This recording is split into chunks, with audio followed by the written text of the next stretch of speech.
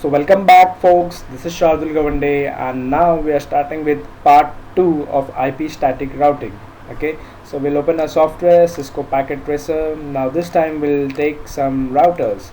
So router 0, router 1 and your router 2 and connect them with the help of automatic connected wire connection type. Okay, and now we'll assign some addresses to them. We'll say 10.10.10.1 for this particular router which has a wire FA interface as FA0/0.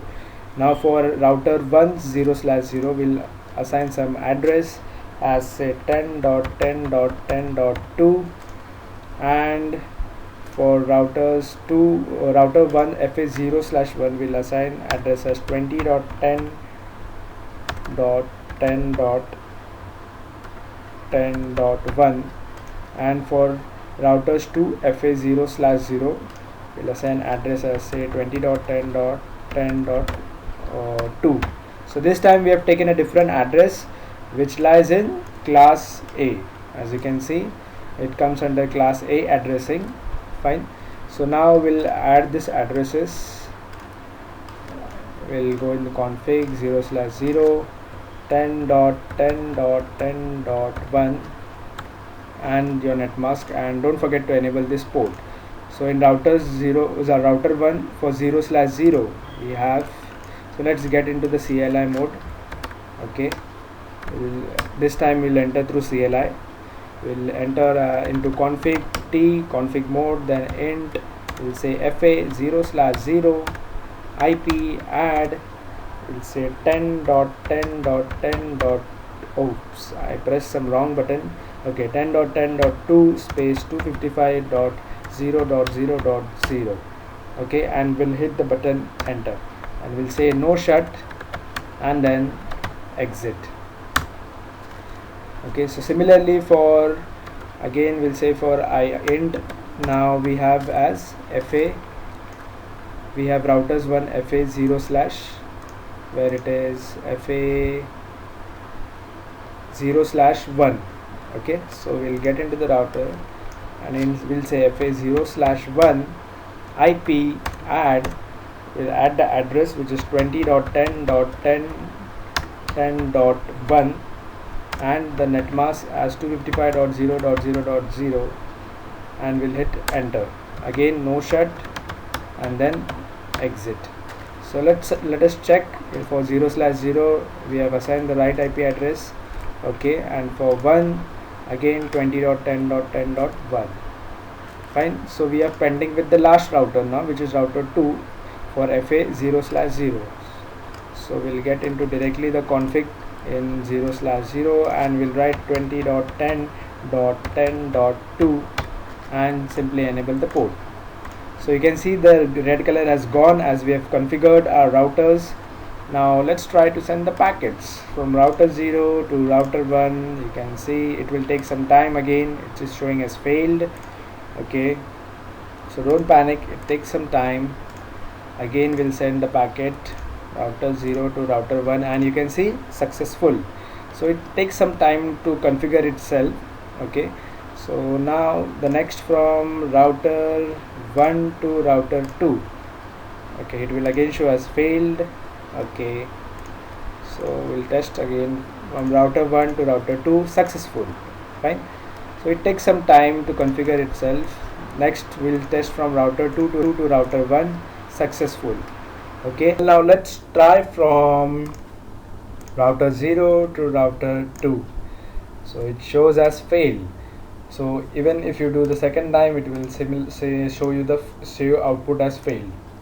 So why it is showing failed, because router 0 is aware of routers 1 10 network as it has been connected and configured, but router 0 is not aware of this 20s network, right? So it is able to send packet to this network but not able to receive. So we need to configure this router 0 as we need to simply route packets from router 0 to this router 120s network. So that is what is called as static routing. We need to specify a route that this packet should go from this route of this particular network in order to communicate with that particular router. Okay, so we'll configure this router 0 from where we want to send the packets. We'll get in CLI mode and we'll say all this thing exit.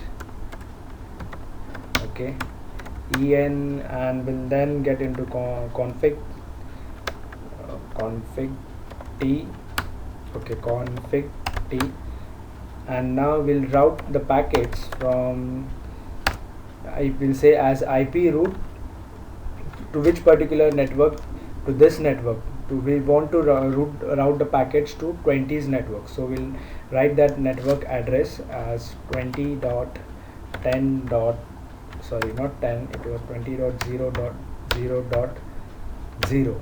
Okay, so this is our network address 20.10. As you know, at network address, how to find it out with the help of net ID is, for it is in class A, so net first bit will be your net ID and the remaining bits would be your host ID.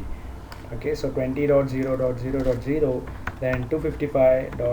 Your subnet mask, which is 255.0.0.0, as it is in class A, and the last your next hop, or simply your next hop address.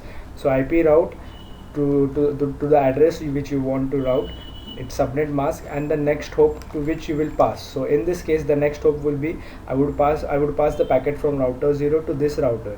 Well, in this case, the next hop is 10.10.10.2.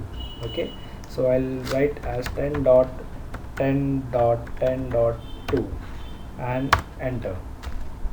So that's it, and I'll say exit. So now I've configured. Let us check again. I'll say as well, I need to configure both. It will still not work because I need to configure for this router also in order to receive packets from this network. So I'll take this router, and now I'll say I need to configure the 10's network for this router 2. So I'll get in the CLI mode and let me exit from my config, and I will say IP route from this particular network, which is 20's to this particular 10's network. So the network to which I want to route my packet is 10. The network address of that particular network is 10.0.0.0. Subnet mask 255.0.0.0, and the next hop in this case is 20.10.10.1. So 20.10.10.1. This is my next hop address from where my packet will be traveling. Okay, and simply enter and then exit.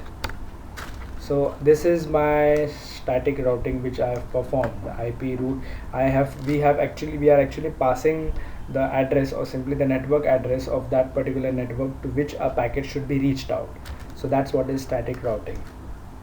So we'll check it now. Let me delete all this. So we'll check it from router 0 to router 2. You can see successful. So earlier it was showing failed, now it is showing successful. Again from router 2 to router 0, successful. So that's how you configure your routers for IP static routing. Okay, so in the next video we'll see a large network for IP static routing. So stay tuned. Thank you so much, and please do subscribe.